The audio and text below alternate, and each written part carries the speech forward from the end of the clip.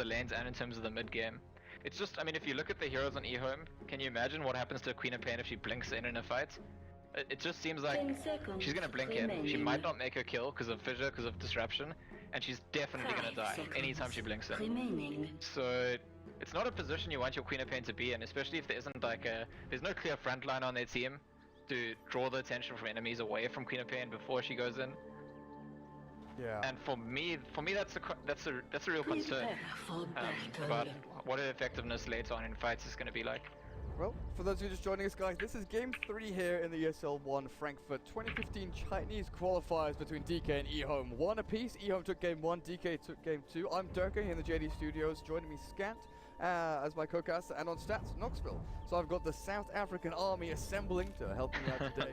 It's there we go. Already, Knoxville proving himself useful.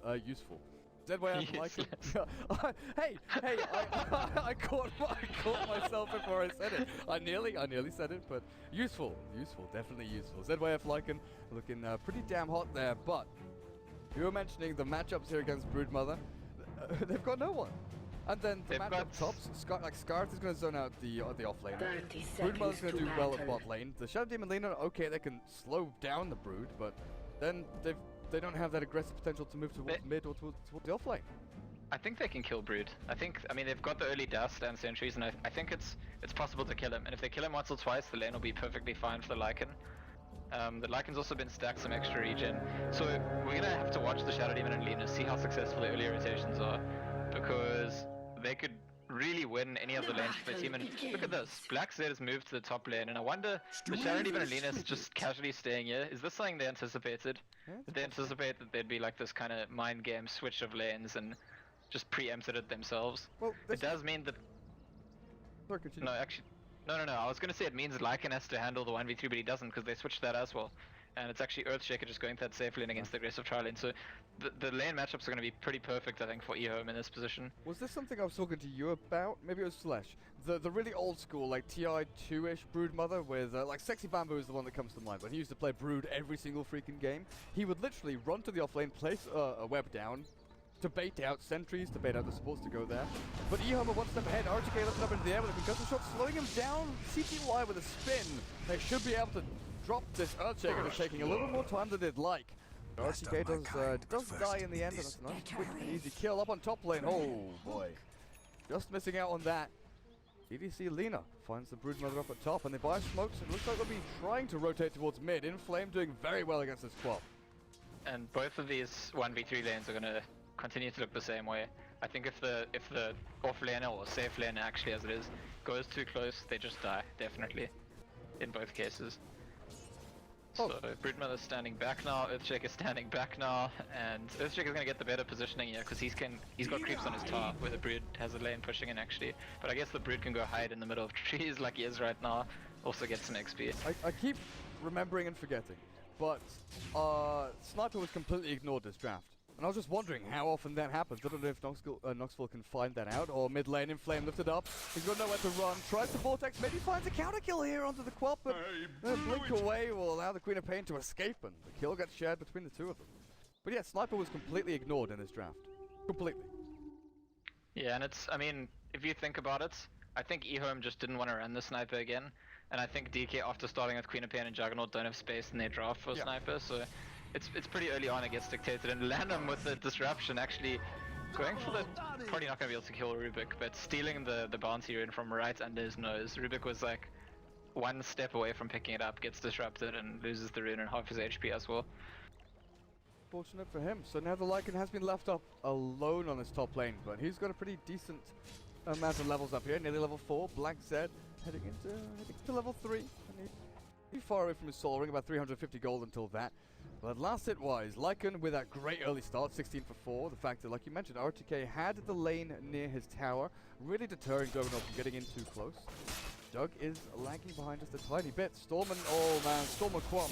I was going to come to the SDS. She does manage to blink herself out. The final right click from LaNm. One more. Soul Catcher. But the Soul Catcher is not going to do damage on its own. It needed to be on before some hits. I thought he'd get one last right click in there. I wonder if the Soul Catcher is what slowed him there, and in the meantime, RTK does go down again against this aggressive tri lane. One really interesting matchup. Found himself in his own jungle, interestingly. Not sure where he was heading, but Dust goes down. Sentry wards here from the Radiant, so the Wolves will look to try and clear out these spiderlings. Dead Way Out is battling it out. Wolf against Spider. Which one wins?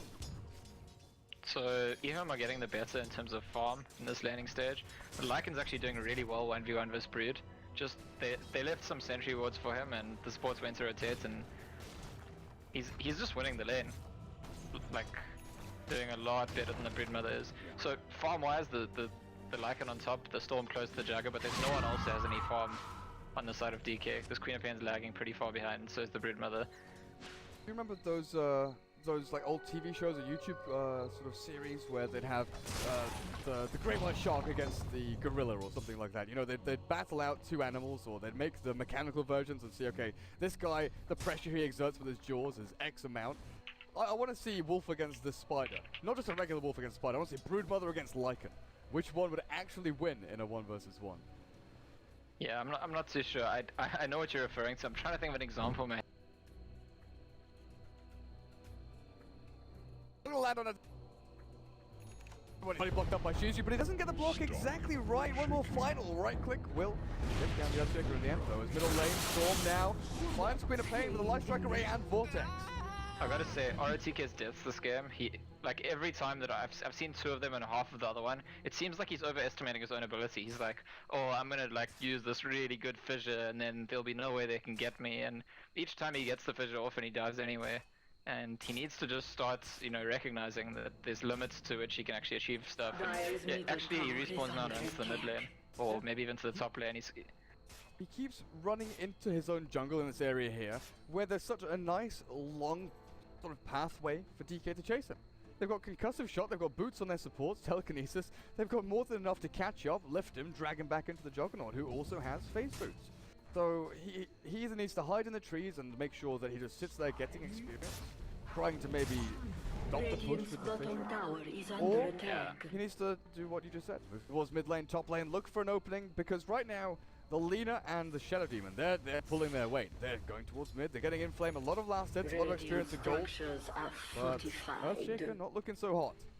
Yeah, he looks totally lost. The Brood Mother's double his level, and he's going to group up with these supports, and instead of being a roaming duo, they're going to start becoming a roaming trio. And if they could get a favorable trade here in 3v3, it'll be a really, really big for them. I'm not too sure they will though. The Storm's still quite far off. Do they wait for him? Like, so we can get in position there. We start things off, disrupting it into Life Strike Array. Yeah, this time decently, they'll finish off super. As the Fish and outland from the Sheezry, Rubik hiding in the trees, nowhere to run. The spin jumps out with LaNm. The Queen of Pain actually looking to fight, but she's got her man of the Sonic Wave. She's got nothing left to throw. The haste will maybe allow her to take down Lina, but Storm says no. Denying out onto her. We end up with a 2-for-1 exchange, but the one being a deny. Yeah, so exactly the kind of exchange EHOME were looking for. But the tower is dead now, and ROTK, as usual, is going to be in a lot of danger staying on his own. Juggernaut's about to get level 6. He's got those phase boots. I wouldn't be too shocked if we see him run straight at ROTK very, very soon. And ROTK ambling away, just like, leave me, I don't want to die again. So, now the tier 1's down, do you consider moving the Brood Mother down here? Because she's then got access to the Radiant jungle, she's going to limit the farm of the Storm Spirit. He's taking down stacks now. But the Brood Mother, like you said, she's got level 8, she's looking pretty damn good. What is the risk of putting her onto this bot lane compared to, you know, the reward of putting Juggernaut up near his own jungle? Well, the only thing is that I think the Juggernaut could be more actively involved in a whole lot of fighting happening down here. So it's going to depend a lot on if CTY feels like farming or feels like fighting. I think if he feels like farming, you're absolutely right. He goes home, he farms his jungle, he farms the safe lane. If he feels like fighting, he stays down here, farms the enemy jungle, farms the off lane, and groups up with the Skyath and Rubik over and over. Well, the aggressive trialing with these two supports, they're sitting close to level 4. Shadow Demon and Lina heading heading pretty quickly towards level 5 and therefore level 6. So the ranging support's doing a little bit better in that sense. Queen of Pain, 27 last hits and 9 denies. But how are we looking net worth-wise? Because she's sitting 5th. Juggernaut at the top, kind of expected with the tier 1 tower going his way of gold, as well as the fact that he is farming the Radiant jungle as well, you know, pushing out the lane with Basilius. Mask of Madness helping him increase farm speed. But Broodmother has now overtaken the Storm and the Lycan. With Midas on the way soon. Yep, there's the Midas. Yep, round about, I think 3 or 4 minutes ago when we were discussing their last hits, it was actually Lycan and the Storm right at the top. Yeah. And both Brood and Jagger have overtaken and gapped, and well, the Brood anyway, gapped quite significantly to be the CS leader here. And yeah, it looks like there'll be a rotation from both the Storm and the Shadow Demon to the safe lane. And this is kind of what DK want here. I don't think they want 3 heroes here just to hit creeps and push the lane. They're hoping to draw a reaction and get a fight. So I think we might see action there soon. You know, on the top lane, Broodmother's chasing Lena. Nah, I'm gonna leave her. Between tier 1 and tier 2. Pretty scary with that Broodmama chasing you down. Queen of Pain. Like she's just going to go into tread slowly but surely, make her way into that orchid. Well, you got 3 heroes up on this high ground. The wolves spot them out, so ZYF should be perfectly fine just to walk himself away. Oh, DDC. You've got the little spidlings chasing you down. Not going to die here. There's no... maybe he does die. Yep, the final spawn spidling neutral from Black.z will finish her off. And I think right now, DK dominating the game, kind of like controlling the pace of the game, controlling the movement of both sides in both lanes. And EHOME, is he gonna try and kill Black.z? Or there's a TP from Shadow Demon as well, they'll probably be able to get this. EHOME has enough mana to zip one more time to finish him off. Whoa, one more zip, no? Remnant and Overcharge will, or Overload even, will finish him off. Now, this past 5 minutes or so is kind of what I was worrying about as Fisher starts things off on the Queen of Pain. They can kill her? Oh, that was close. That was incredibly close. Yeah, very, very close call for her. Lucky to escape with her life, I think, and probably we will see EHOME get this mid tower as a result, though. I don't think the Skywrath Mage is going to be able to do a whole lot about that. He can just throw out. He's level 3, he's not even level 4 yet. Throw a concussive shot and run, I think. RTK with Soling has another Fisher. Zip forward, ball lighting in flame, looking for Sheezry with a Soul Catcher. Plenty of damage output is now ZYF. He's on the trail. He got the scent of super. Chases him down. LaNm with a final hit in there. Yeah. I mean, ultimately, I think that's just a mistake. Skywrath and Rubik trying to defend in that position. Storm Spirit and Earthshaker long range. Lycan with that ulti form. I think they have no right to be trying to defend that tower. And DK needs to realize the advantage they have is sort of controlling the movements of EHOME at the moment. The way they can split them up on the map, pushing in all the lanes. But those kind of fights, not really their thing at the moment. In fact, I spoke about during the draft, and it's going to get more and more the case that Queen of Pain, a hero that usually like controls the tempo of a fight well for her team, she's going to struggle to do that in this game. I think any kind of aggressive blinking in this game is just going to be very dangerous for her. Especially when you look at EHOME and you think, okay, well, with their lineup, sure, the Storm Spirit can go around looking for these pickoffs with maybe the Shadow Demon and Lena, but I think that the core strength of their lineup right now is 5-manning into towers. What does DK have? You know, there's no Ravage Black Hole, Echo Slam or anything like that. There's no big AoE damage to actually stop EHOME and turn fights around or give yourself an advantageous position to then pick people off. You're relying quite heavily on basically EHOME jumping into you. Let's say the Storm Spirit jumps onto the Queen of Pain, then CTY on the Juggernaut, maybe Ominous slashes him down. It's more down to EHOME getting over aggressive here. And look, they're just going to group around this tier 1 tower top, find Black.z, the Broodmother in the trees, not safe anymore, dusted up. Drops. What is like a... Yeah, I've been thinking about it more and more because the more we cross China, the more we see every now and then there's these sort of pseudo-death bally strategies which definitely don't look like all-in push strategies, but they'll have one hero that pushes really hard, like say Lycan in this game, and part of why these strategies are so successful is that I think that in the current metagame, it's not something teams think about in their draft. You know, like, I don't think DK during their draft are thinking we need to have an AoE team fight lineup to handle if they group up and push. So it's not like the top priority, but that gets punished when a team realizes, you know, we've got this one really good pushing hero, we group up behind them and we're going to get a bunch of towers. And then think about the bans from EHOME. Banning out, banning out the Tidehunter and Clockwork, so they've got no longer initiation with Hookshot or Blink Rabbit. I don't know if they've baited out this Broodmother pick here, but it's starting to feel like they did. They've got this overall game plan that just sort of goes one step above the Broodmother and says, okay, you're super annoying. Once you hit level 5, 6, 7, whatever, you're going to be a bitch to deal with. But you've sat on this top lane, you've been safe lane for 13 minutes now. You haven't taken our tier 1. We're knocking on the door of your tier 3. What are you going to do about it? Your lane is pushed all the way in. Broodmother, where do you go? She's actually headed down to the bot lane finally, so she's got room to breathe down here, but she's sort of encroaching on the space of Virgo. The Juggernaut is sharing farm with the Broodmother down in the Radiant jungle. Oh, he's killed both the towers. I think he's pretty ready to leave at this point. He's got that Aegis, so he also wants to fight, but it goes back to that thing. I mean, they don't really want to 5v5. It doesn't favor DK at all at this point in time. And that's the confusing thing for me, because from the lane stage we saw DK get a pretty good trade. We saw them like pulling heroes left, right and center. You gotta go handle Brood top, you gotta go handle the tri-lane bot, you gotta handle the Queen of Pain mid because the Storm had died early. But now, what were they planning to convert that early lead into? Like a bunch of deaths over and over, because that's the way the game's progressing now. We just see pick-off after pick-off after pick-off going EHOME's way. So far, DK had a great lead, about 2,000 net worth lead. That's completely swung around, and just look at the little yellow dots there. EHOME kill, EHOME kill, kill, kill, kill, tower, tower, tower. There has been one event from DK in the past 5 minutes, 6 minutes. Maybe even a little bit more, 7 minutes. And both of those events, well, one of them is the tier 2 tower from Juggernaut down at bot lane. The other one is, what, Broodmother, oh my god, please let me hover over it. Broodmother killing the Lina. That was freaking ages ago. That was when they were diving behind the tier 2. Sure, DK are farming well, but are they farming well enough to keep up with this Lycan who nearly has Necro 3? Well, Queen of Pain's going to try rush Ags, so that's going to be their plan for dealing with the 5-man, but I don't know if it's going to be enough. 4 minutes faster than the average bear, Yogi. Oh, I see.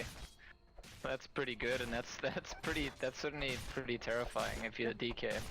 I think maybe if Queen of Pain gets level 2 ulti with Aghanims and starts the fight, blowing up all the creeps and damaging the heroes, then Juggernaut's got a nice platform to run in an Omni Slash, and maybe that can work. But that relies a lot on EHOME kind of grouping in a way that Queen of Pain can ulti them all without catching her first.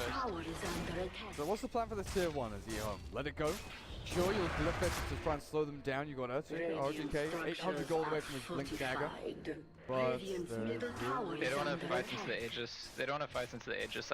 What's the time on this Aegis? Is it going down soon? A minute or something? Yeah, 1 minute remaining. Yeah, so I think that's exactly EHOME are waiting for the Aegis to run out before they commit to this kind of fight. Because I think they're quite happy to take the fights in terms of like how strong they are. It's just like that extra life on an important hero. Bloodstone for the Storm, 16 minutes into the game. As Juggernaut's taking over the Radiant jungle, the Dire are taking over, the Radiant taking over the Dire jungle. And once again, Lycan is going to be putting himself in a position where he's forcing DK to react. It's exactly like we saw in game 2 from the Tiny. They're forcing reaction from the enemy, trying to say, okay, well, if you're going to take our jungle, I'm going to take your base. I'm walking up onto your tier 3 with Necro 2. You have to TP. You're going to TP multiple heroes back here, and when you do, you're wasting farming time. Then I've got Earthshaker farming his Blink on bot lane. We're clearing through your jungle. Do they just run in here? Shapeshifter's popped. Queen of Pain dropping low with a DD rune. She's got no mana left for Sonic Wave, and tier 3's dead.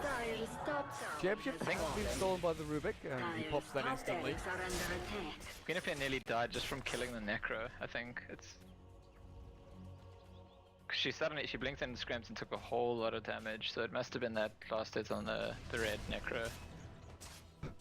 If EHOME do that again, in 30 seconds time, in a minute's time, in 5 minutes time, if EHOME do that again with Necro 3, okay, well, let's say in 50 seconds time when Necro comes off cooldown and they've got Necro 3, what does DK do to stop it? Broodmother is not a fighting hero. She's nearly got Orchid, but she can't walk in and battle up against 5 men from EHOME. Rubik and Skyrath. They're not really team fight heroes. They can telekinesis. So this is why they've smoked up. They're hoping to avoid that situation ever arising. They like, if we keep killing important heroes, they'll never be able to like have a chance to push us. I think that's their plan. Pretty scary. So both cores here, Lycan and Stormspirit, beating the average item timings patch by 3 or 4 minutes. Yeah, and you know, we haven't spoken about ROTK in a while. At the start, we were talking about how he was feeding all the time, but he's quietly been catching up, and he's about to be level 11. He's gotten his Blink Dagger on Earthshaker, and his team's gonna be more than happy with that, the way things have turned out for him. And just another thing that DK are going to struggle to deal with when EHOME group up and force that fight or push. John, we'll find out when he respawns in about 2 minutes time. Brood Mother, hide in the trees. You've got 3 heroes verging onto your location, and Storm has dust. Yeah, RTK just blinked onto like 15 spiderlings and fished them all, and totem killed them all. Pretty disgusting stuff. And I don't know, at this point in time, we go back to asking, like, what are the advantages that DK have? What are they meant to do for them at this point in time? Like, what's the contribution of the Brood Mother? He has to be so passive in the way that he pushes, so he's not putting that kind of pressure on them that the Lycan puts on his team. Yeah. The Queen of Pain not able to really blink in, so once she has the Ag, she'll hopefully get big ultis. And Juggernaut, I mean, how many Omni Slashes do we actually see in this game? Brood caught by the dust just about. The Perch goes down, trying to turn in front of the land, tosses him up, but that's not going to be enough. Black.Z takes the hit. The rest of his team pushing up top. RTK, Blink, Echo, Queen of Pain. No, the good target from Sheezry. But the Wolves will chase him down and shapeshift now from ZYF. Hunting the 12. 1 second till Blink. Can you get the crit? No! No! The RNG was on his side, somehow gets 2 crits in a row, and Queen of Pain! The Blink was coming off cooldown in a second. How unfortunate can you be? Look at this. CTY actually just bought a Battle Fury. That's not going to be part of their plan for having the push. And I was asking right before that fight broke out, have we seen Juggernaut Omni slashing this game? How many times? Like, I can't actually think of... I can't think of any. I cannot think of one. There was a time at bot lane when you're thinking, okay, he's just hit level 6, maybe he goes, he didn't. And he's now level 11. But Battle Fury on Juggernaut is something that we see from CTY, from Burning, from a couple other players as well. It's usually, again, what was the item we were talking about before? The Blink on Tiny. It's usually an item when you're really far behind or really far ahead, where you accelerate your farm so much that there's no way for anyone to keep up with you. Or you accelerate your farm just to try and get that one step ahead of a hero like Lycan, who really does dominate when he's the net worth leader by a large margin. So he's going to be dealing with the split push, he's going to be dealing with the wolves and the necriness and things like that. But it's also an incredibly important farming tool, kind of like a Midas. Yeah, it doesn't give you the experience boost and it's not instant gold into your pocket, but it means you can just push through, take down an entire lane, get into these towers, clear through his jungle within, space of 30, 40 seconds. As Black said, okay, Brood Mother caught again. Yeah, that's kind of her role at this point. I mean, I don't know what she's meant to be doing. I feel bad for Brood Mother. She's making space for Juggernaut all the time. But I don't think he's going to be big enough, fast enough, and I guess Battle Fury also helps him to Omni Slash into that 5-man push, and that's the reason we haven't seen Omni Slashes this game is because EHOME are doing this group up and push thing. The same reason the Queen of Pain can't really be blinking and doing offensive things, the Juggernaut can't really be running an Omni Slashing, but I suppose the Battle Fury helps there. I think EHOME are going to be forcing the high ground here and saying, you guys need to TP back. No, what? TP's back. They necroed very early, and I think at this point when they've got a decent sized lead, 5,000 or so. Oh man, rules on the support Lena. Light Strike Ray gonna land along with a Fisher. ENflame is totally mixed up, so he's not gonna be able to get the Vortex out, but he's still got plenty of mana. There's no escape from Storm. If you blink back, you're still gonna get caught out. ENflame last little bits of mana as RTK moves forward with Enchantos. Lena finds the right click in to finish it off. Yeah, this is the other thing. I mean, if you remember the dynamic from the previous games, I was talking about how Wisp and Tiny so strong because the other team couldn't push against them fast enough against the split push, but also they couldn't chase and get pickoffs on the split pushes, and that's totally not a problem here for EHOME. So if DK want to do the split pushing thing, they'll be like, okay, we have Alina with Yules and Tranquils to chase you, we have an Earthshaker with Blink, we have a Storm Spirit, a Lycan, like, we have every hero we could possibly want to chase you if you're going to try and split against us, and so, we don't actually have to do this, like, see who pushes the fastest dance, we can just go kill you. Well, Roshan scattered out there by the Dire Courier. What the hell is that courier? Snaggletooth Jerry. There are some Chinese. Well, I don't know if there's a Chinese courier, but there are some perfect world couriers and things like really expensive items that I just have never seen before. Cosmetics out there for Dota 2. Lots of swanky ones. RTK was looking the Fisher onto CTY, but getting the angle he wanted, not being DDC in a great position to actually follow up either. But who goes for this Roshan first? Wolf goes in to scout out, just seeing, okay, Dire aren't in there. Where are they? Pushing bot with Broodmother. They're hanging around mid. We can push into top lane maybe. Yeah, and I think EHOME are pretty happy with no one getting Roshan, whereas DK sort of really want to get that Roshan in their Juggernauts. We saw before when he had the Aegis that EHOME were less willing to take those fights. And I wondered, does he just run in and try to start soloing it here? There's Vision scouting him out. They have to TP. He runs in and TP's out, and he like look at your base. Deliberately. You've got Glyph, that's going to save you for a couple of seconds, but defending the melee ramp, Sidway's just going to stand here whacking it. Like CTY's going to go in with the almost like, okay, the Mystic Flare ramp from Scar's Maze does hold them back a little bit. Oh man, CTY just the half, pops his healing ward, so he's going to keep himself alive as ENFlame. Sunstar pops the DKB now, turns back around to take down the ramp. That's a great advantage they've got already. ENFlame, yeah. Time to leave. You know, I thought that CTY was doing this on purpose. He ran into the rush pit, then TP'd from there. Earthshake and Shadow Demon ran all the way to the rush pit to try and like see what's going on. And I thought they were gonna fight. I thought DK were like, okay, we'll fight 5v3 now, but too afraid to do it anyway. Snaggletooth Jerry is not one of those expensive couriers, I guess. Oh dear. It's not one of those super. Oh my god, what's the word? I can't think of the word. I'm thinking. Oh man, whatever.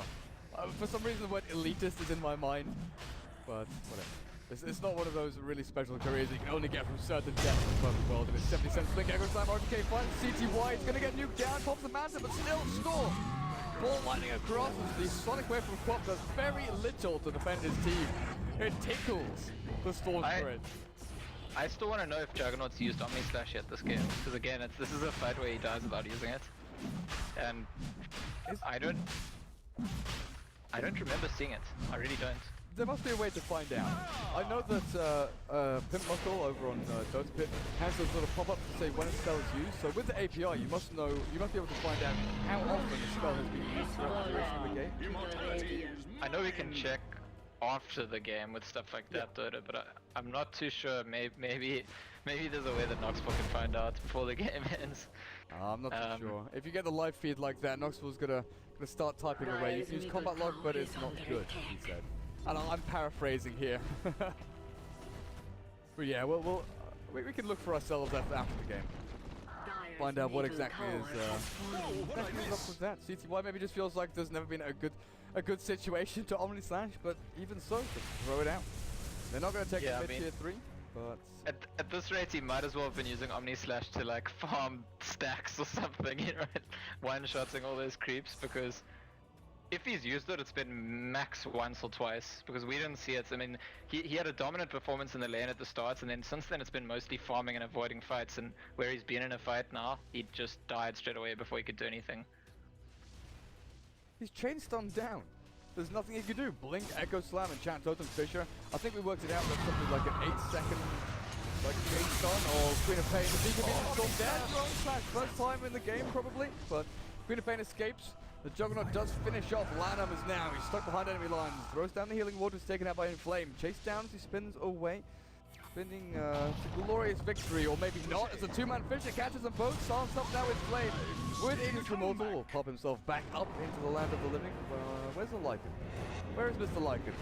Bringing up the rear. RTK, that's a very RTK move of you. Jumping in, nearly dying. But they find kill on the CTY with buyback of Echo Slam on the Rubik. Okay, that's worth it, I guess. The buyback from Juggernaut does come out now as the TP is cancelled out from the Skarath main. But tier 3's a mid. Here comes Broodmother. Oh yeah, there's a Brood in the game! There's a Brood in the game doing absolutely nothing whatsoever. Sure, she's got all good 3,300 gold, but in a head-on-head 5v5 fight, what do you accomplish? Doddle. Yeah, it's another question we can ask. How many times has Broodmother orchided someone? And of those times, how many times has it like made any difference to the rest of the game? I think, you know, like, I've seen Orchid like 3 or 4 times. Once on the Storm, once on the Rubik, once on the Shadow Demon. But yeah, it's not found her any kills, not found her anything really. Necrobook, Dagons, they're pretty common either, but regardless of that, guys, that's GG. EHOME walk away with this victory a little bit here in game number 3. DK put up a decent fight, but in the end I think it came down to the first... the first sort of 5 or 6 minutes of the game, first 10 minutes where the draft happened. The Broodmother pick completely outthought by RTK. It's a pretty massive outdraft, I would say. If you look at the way the game played out, DK like had a good start to the game and then just were totally lost after that. Didn't know what to do, didn't know how to interact with the 5-man push, and well done to EHOME who progressed to the final 4 in qualification for ESL One. Thanks for joining us, guys. That's it for ESL One Chinese qualifiers today. We do have some Gigabyte challenge coming up actually in 10 minutes time. I'll be doing that. Team